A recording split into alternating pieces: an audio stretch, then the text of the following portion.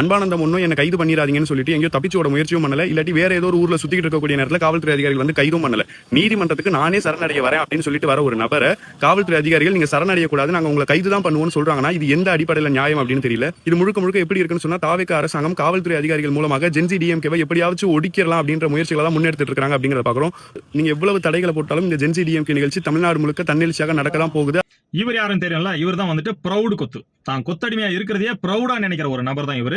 இவர் என்ன சொல்ல வர்றாருன்னா, தாவேகா கவர்மெண்ட் வந்துட்டு அடக்குமுறையை கையாளுது, நாங்களா சரணடைய வந்தாலும் எங்களை சரணடைய விடாம கைது தான் பண்ணுவோம்னு சொல்லிட்டு வம்படியா நிக்குது. நீங்க என்னதான் அடக்குமுறை பண்ணாலும் நாங்க தன்னெழுச்சியா இந்த ஜென்சி டிஎம்கேயோட போராட்டத்தை யாராலையும் தடுக்க முடியாது அப்படின்னு சொல்றாரு. நான் என்ன கேட்கறேன்னா, அவன் இந்த அவதூறு பேச்சை பேசி உடனே அவன் மேல வழக்கு பதிவு ஆயிடுச்சு. பேசி வழக்கு பதிவான அடுத்த நிமிஷமே போய் சரணடைஞ்சிங்களா? இல்ல ஒரு நாள் விட்டு மறுநாள் போய் சரணடைஞ்சிங்களா? இல்ல 2-3 நாள் விட்டு போய் சரணடைஞ்சிங்களா?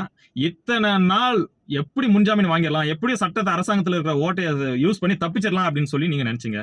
இது முந்தின கவர்மெண்டா இருந்தா சட்டத்தில் இருக்கிற ஓட்டையை யூஸ் பண்ணி தப்பிச்சிருக்கலாம். இந்த கவர்மெண்ட்ல முடியல, அதனால வேற வழியே இல்ல, ஆப்படிச்சிருவாங்கன்னு சொல்லிட்டு அவனை தூக்கின்னு வந்து நாங்க எப்படியும் போலீஸ் கிட்ட விட்டா ருப்பிடுவாங்கன்னு சொல்லிட்டு எடுத்துன்னு போயிட்டு கோர்ட்ல சரணடைஞ்சலாம்னு சொல்லிட்டு போனீங்க. உங்க ஆசை நப்பாசை ஆயிடுச்சு, அங்க அவனை கைது பண்ணிட்டாங்க. இதுல கைது பண்ணும்போது குழந்தைய வேற தூக்கிட்டு வரான். வெக்கமான இல்லாம குழந்தை வந்து அந்த இங்க இருக்கிற அவங்க ஒய்ஃப் கிட்ட கொடுத்துருக்கலாம், இல்ல அவங்க அம்மா கிட்ட கொடுத்துருக்கலாம். சிம்பத்தியை கிரியேட் பண்றாங்களாம். அப்ப நீ பேசும்போது உனக்கு இருந்திருக்கணும்ல அறிவு. உன் குழந்தைய தூக்கிட்டு வந்தா இந்த தமிழ்நாடு சிம்பத்தியை காட்டி நம்மளை காப்பாத்திடும் அந்த அரசு அப்படின்னு சொல்லி நீ நினைக்கிற. அதே மாதிரிதான் அவரோட பையனை வச்சு நீ பேசுனது, அந்த சிம்பத்தி அவர் மேல காட்டாதா? இன்னைக்கு அந்த ஆட்டிடியூட் இல்லையே, நான் புரியுதுங்களாண்ணா தெரியுதுங்களாண்ணா அப்படின்ற அந்த ஆட்டிடியூட் இல்லையே. எங்க போச்சு அந்த ஆட்டிடியூட்?